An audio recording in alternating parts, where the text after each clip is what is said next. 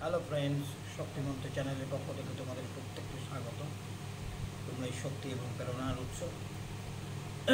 প্রত্যেক সনাতন হিন্দুর বাড়িতে তুলসী মঞ্চ বা বড় একটা টবের মধ্যে তুলসী স্থাপন করা অত্যন্ত শুভ, মঙ্গলজনক এবং শাস্ত্রীয়ভাবে নির্দেশিত। জল ফুল প্রত্যেক দিন দেবেন তুলসী গাছের গোড়ায়। তৎসহ প্রদোষকালীন অর্থাৎ সন্ধ্যার সময় ধূপকাঠি প্রজ্বলন করবেন। তুলসীর প্রণাম মন্ত্র,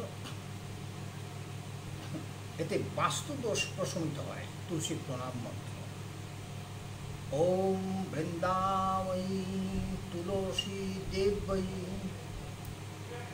প্রিয়াবৈ কেশবস্য বিষ্ণু ভক্তি প্রদে দেবী সত্যবত্তৈ নমো নমঃ। বৃন্দা কেশব প্রিয়া টু ক্রিয়েট বিষ্ণু ভক্তি প্রদায়িনী সত্যবতী তুলসী দেবীকে বারবার প্রণাম করি। তৎসহ নারায়ণের গায়ত্রী মন্ত্র পাঠ করতে হয়।